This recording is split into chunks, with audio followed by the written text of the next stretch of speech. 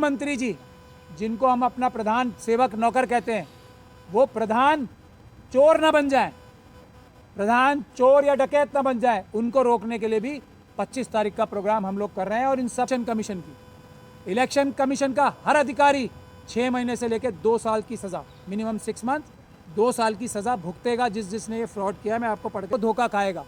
इस मोदी सरकार की एक ही गारंटी है, सबको धोखा देना ही मोदी सरकार की एक गारंटी है कि ये कानून जो आपके हक छीनने के लिए लाया जा रहा है, पार्लियामेंट का दूसरा सेशन बैठना चाहिए और उसमें ये कहा जाना चाहिए कि ये कानून कभी भी वापस नहीं लाए जाएंगे। ऐसा रेजोल्यूशन स्ट्रीम अपने आप को कहलाते हैं, बेईमान पत्रकार, उनकी हमें ज़रूरत ही नहीं है। हम वकीलों की तरफ से, अभी भानु जी ने किसानों के बारे में बताया, उसके बाद जो वोटर कटने की बात है वो भी मैं उस पर बात करूंगा, थोड़ी सी बात करूंगा। भानु जी ने डिटेल में बता ही दिया। पहली चीज़ तो हमारे किसान भाई अपने आप को अकेला ना समझें। पिछली बार की तरह नहीं, इस बार सैकड़ों नहीं, हज़ारों वकीलों की टीम हमने तैयार कर रखी है। हम किसानों के साथ साथ, बल्कि उनके आगे रहकर उनको हर एक प्रकार की कानूनी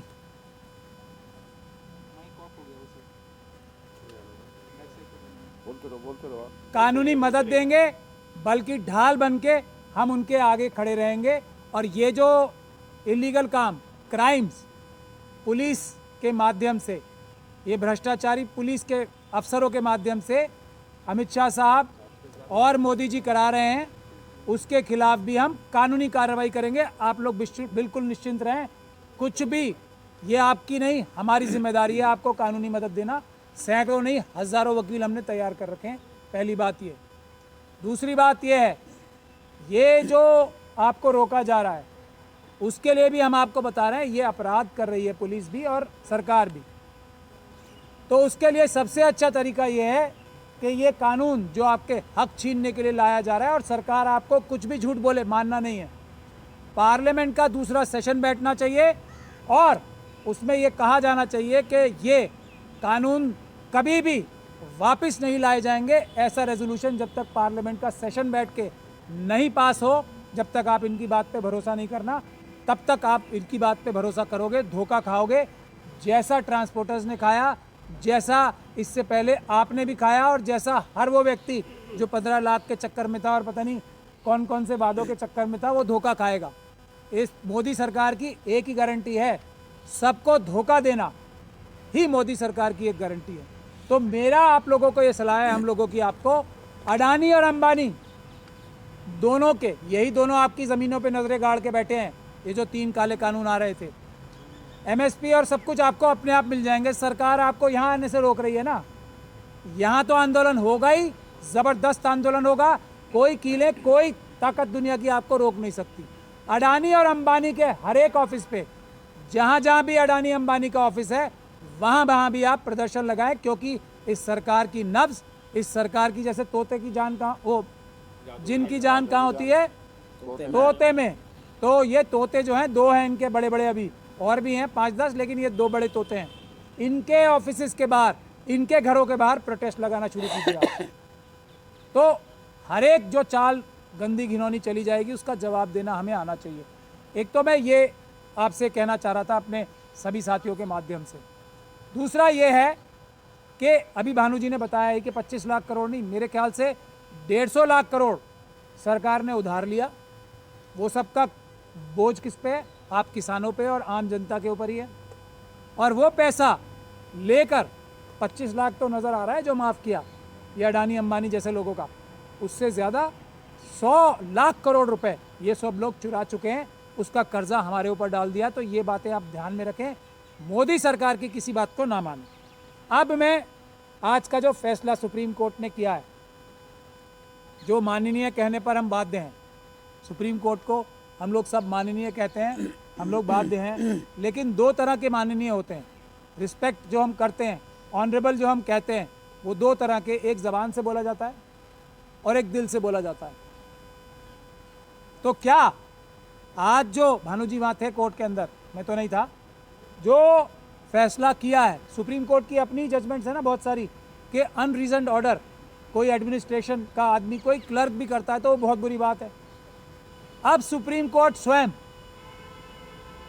इतने बड़े मुद्दे पर, इससे बड़ा मुद्दा कोई नहीं है, देश की जनता देश की मालिक है, देश की राजा है, राजा बनाने में अगर घपला धांधली कोई कर रहा है, देश का निज़ाम चलाने में जिस निज़ाम की वजह से सुप्रीम कोर्ट है उस संविधान के साथ कोई धोखाधड़ी कर रहा है, कोई इतना बड़ा फ्रॉड कर रहा है, उसको बगैर रीजन्ड ऑर्डर पास किए अगर डिसमिस किया जाता है, जैसा भानु जी बता रहे हैं, तो क्या हम दिल से ऑनरेबल बोल पाएंगे इस फैसले को? क्या हम दिल से बोल पाएंगे? ये देश की जनता अपने आप फैसला कर ले। लेकिन मेरा ऐसा मानना है, सुप्रीम कोर्ट और हमारे सारे संस्थान ये आरएसएस और बीजेपी के, ये गुंडों के दबाव में है, ऐसा सुप्रीम कोर्ट के 4 जजेस प्रेस कॉन्फ्रेंस करके बोल चुके हैं। तो जनता को इस दबाव को ख़त्म करना है। हम देश के मालिक हैं, देश की जनता इस देश की मालिक है, सुप्रीम कोर्ट के जजेस भी हमारे नौकर हैं, जैसे प्रधानमंत्री नौकर हैं। तो अपने नौकरों के ऊपर से प्रेशर हटवाना, वो खुल के काम कर सकें, ये भी जिम्मेदारी जनता की है, जो पीसफुल प्रोटेस्ट के माध्यम से ही होगी। इसीलिए 25 तारीख का ऐलान अभी डीसी कपिल साहब आपको डिटेल में बताएंगे। ये सभी प्रधानमंत्री जी, जिनको हम अपना प्रधान सेवक नौकर कहते हैं, वो प्रधान चोर ना बन जाए, प्रधान चोर या डकैत ना बन जाए, उनको रोकने के लिए भी 25 तारीख का प्रोग्राम हम लोग कर रहे हैं। और इन सब की जड़, जैसा अभी आप लोग देख रहे हैं, करोड़ों वोट खाने के बाद भी, करोड़ों वोटों की चोरी करने के बाद भी सुप्रीम कोर्ट तक से अगर बिना डिटेल्ड ऑर्डर पास किया, क्योंकि डिटेल्ड ऑर्डर मुझे लगता है इसमें कोई पास हो ही नहीं सकता। चुनाव आयोग ने एक झूठा, पूरी जिम्मेदारी के साथ कह रहा हूँ, सरकारी वकीलों के माध्यम से एक झूठा एफिडेविट फाइल किया और सुप्रीम कोर्ट ने उसका झूठ ना पकड़ के उसको अनरीजन्ड ऑर्डर, एक लाइन का ऑर्डर पास करके डिसमिस किया है, जैसा भानु जी मुझे बता रहे हैं। तो इससे बड़ा अन्याय कुछ नहीं हो सकता। तो आप समझ सकते हैं ये करोड़ों वोट जो धांधली की जा रही है, इसका भी हमें इंतजाम करना पड़ेगा ईवीएम के साथ साथ। लेकिन अगर ईवीएम से चुनाव हुआ, जो कि इस देश की जनता ने जिम्मेदारी ली है अपने ऊपर, नहीं होने देगी, तो फिर ये वोटों की जो पन्ना प्रमुखों के माध्यम से, ये कोई बीएलओ वगैरह ने नहीं किया है काम, पन्ना प्रमुखों ने करवाया है सरकार में, जो इलेक्शन कमीशन के ऑफिसर्स थे उसके माध्यम से। ये सभी लोग अपराधी हैं। और मैं सेक्शन भी पढ़ के बता रहा हूँ, फिर मैं अपनी बात खत्म करूँगा। सेक्शन 32 है, representation of people's act. Section 32 वो क्या कहता है? Breach of official duty in connection with preparation etcetera of electoral rolls, यानी कि जो ये इलेक्टोरल रोल्स बनाने की, इलेक्शन की लिस्ट बनाने की, वोटर लिस्ट बनाने की जिम्मेदारी सिर्फ और सिर्फ किसकी है?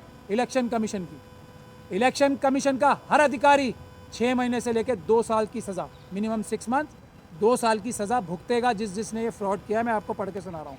If any electoral registration officer, assistant electoral registration officer or other person required by or under this act to perform any official duty in connection with preparation, revision or correction of electoral rolls or inclusion of or exclusion of any entry in or from that roll is without reasonable cause guilty of any act or omission in breach of such official duty, he shall be punishable with imprisonment for a term which shall not be less than 3 months but which may extend to 2 years और with fine.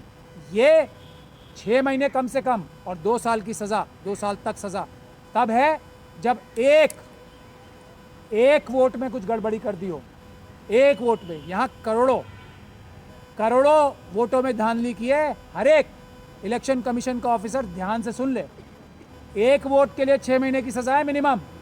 अगर 100 vote में धांधली की होगी ना election के officer ने, जो जिम्मेदार है इस काम का, तो 100 मल्टीप्लाइड बाय 6 महीना, ध्यान से सुन ले, 6 महीने की सज़ा नहीं है सिर्फ। तो ये ध्यान से उम्र कट जाएगी जेलों में, अभी भी टाइम है, उसका भी प्रावधान है। आप लोग जब तक नॉमिनेशन फाइल नहीं हो जाता है, ये सारे इलेक्शन कमीशन के ऑफिसर सुन ले मेरी बात ध्यान से, हम जो कहते हैं वो करते भी हैं। उम्र निकल जाएगी, उम्र कैद से कम सज़ा नहीं होगी एक भी इलेक्टोरल ऑफिसर को। इलेक्शन कमीशन के ऑफिसर को। उम्र गुजर जाएगी जेलों में। अभी जाके टाइम है, जब तक नॉमिनेशन फाइल नहीं होता तब तक का टाइम है हर एक इलेक्शन ऑफिसर के पास। छोड़ेंगे नहीं हम, एक को भी नहीं छोड़ेंगे। उम्र कैद होगी सबको, ध्यान रख लें इस बात को और जाके आज से जुट जाएं। अभी बहुत टाइम है। सारे जो गड़बड़ धांधली की है ना पन्ना प्रमुखों के कहने से, आरएसएस के लोगों के कहने से, उसको ठीक कर लें। उम्र कैद से बचेंगे, ये मैं बता रहा हूँ, नहीं तो उम्र कैद से कम सज़ा नहीं होने देंगे हम। इस बात को ध्यान रख लें। बाकी हम सब लोगों को यही कहना है कि बहुत जल्दी आप लोगों को, जो पॉलिटिकल पार्टीज़ भी हैं, उनका सहयोग भी इस आंदोलन से आपको नज़र आ जाएगा।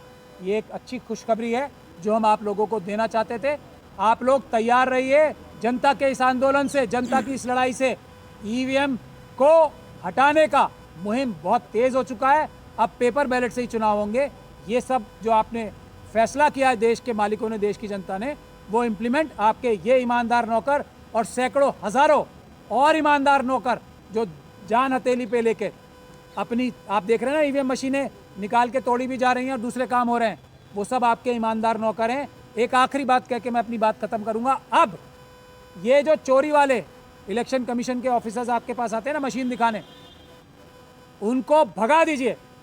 उनसे बोलिए या तो ये मशीनें हमारे हवाले करो, हम ये ईवीएम हटाओ संयुक्त मोर्चा के जो 50 का चैलेंज है ना उनको देंगे और वो साबित करेंगे ये फ्रॉड है, वरना ये मशीनें हमें मत दिखाओ। उन लोगों को आप वहाँ से रफा दफा करें। ये हम आपसे आखिरी अपील करके आपको एक तरीके से गुजारिश भी कर रहे हैं कि ईवीएम मशीन दिखाने वाले अफसरों को आप लोग भगाएं। उनसे कहें या तो हमें मशीन दीजिए, हम मशीन हम लोगों तक पहुंचाएंगे, यानी कि आपके इन सच्चे नौकरों के पास पहुंचाएंगे और हम ये फ्रॉड साबित कर देंगे, वरना हमें अपनी शक्ल ना दिखाएं ईवीएम की मशीनें लेकर। मैं धन्यवाद। मैं एक बात इसी में इसको